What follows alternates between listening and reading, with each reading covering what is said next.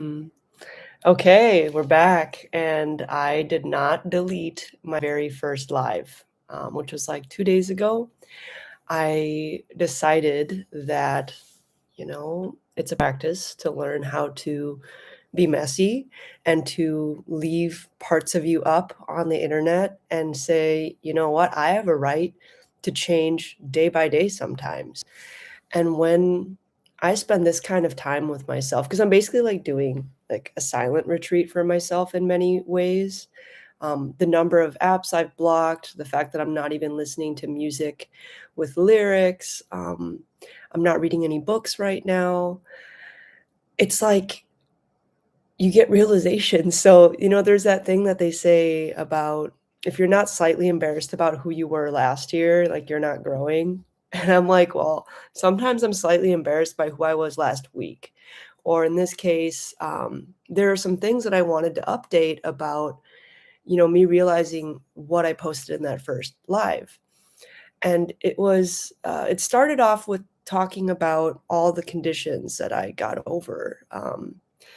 And a lot of it through learning traditional medicine and figuring out what ancestral practices are.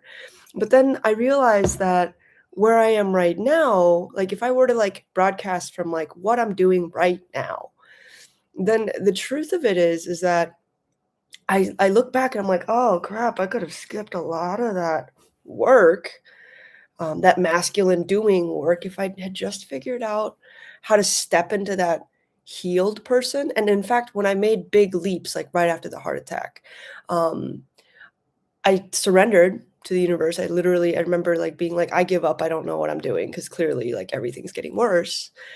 And I like got, some sort of book or email or coach came through and was like, well, you've got to figure out what your illnesses are doing for you. And I realized that it was the first time in my life where someone was taking care of me because I kind of had to grow up really fast when I was young, and take care of a lot of things that my mother couldn't take care of.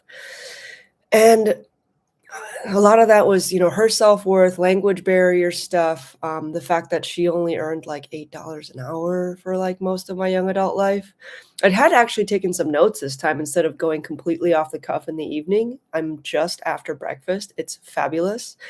Um, but I realized that you can just skip to the part where you go, "Oh, if I was healthy, what would I do?" Like, "Oh, I'd go out and I'd, take a walk, or I'd, like, hang out with these friends, or I would just go play or sit in the sun or, stop reading all these books and just chill out." And sometimes when you do that, your body's like, "Oh, it's safe now." Like, and it takes some time. If you haven't felt safe or healthy in a while, like, there's, like, a period that varies for everybody where you probably will feel worse. You'll feel worse before you feel better, and sometimes that's just like, the overdue bill that your body gives you. But I'm just proud right now that I decided to keep that previous video and to do this, like, evolution more openly. Um, I think, like, part of that is also realizing that maybe I am a verbal processor. That's something, I said in the previous video that might not be entirely true.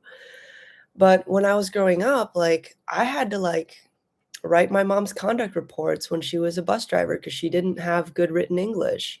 And it's like, I just didn't get a chance to, like, say what I wanted to say because I was constantly helping. And so I developed this pattern, I guess, like, of, like, when there's issues, like, I just, like, go in, I write a lot, like, prolifically, like, I fill notebooks. And I end up usually coming out with the solution. And by the time anyone else sees that solution, they're like, "You're a genius."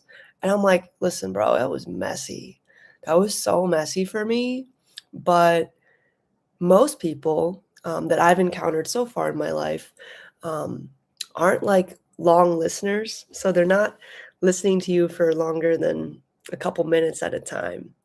And when you're into like deep work, you can't summarize things in a couple minutes, even if you're brilliant. Like, you can't it's like a reason why, novels are novels. you don't summarize someone's life, in like a paragraph without losing a lot of great detail, without losing a lot of those clues that success leaves. And I'm probably the other thing that I like declared to myself as I was making breakfast this morning is like, I am done problem solving. Like, I just want to increase my joy because I was trained to be a problem solver. I was trained to like, you must be useful. And I was trained by, the economics department that I was in, that in order to be a successful entrepreneur, you have to solve people's problems. And then you like see so many obvious examples of like things that are absolutely bonkers and silly, like going not only viral, but having staying power. Now, Beanie Babies didn't maybe have the same staying power, but like there's so many things that are just fun or sentimental, recreation to recreate.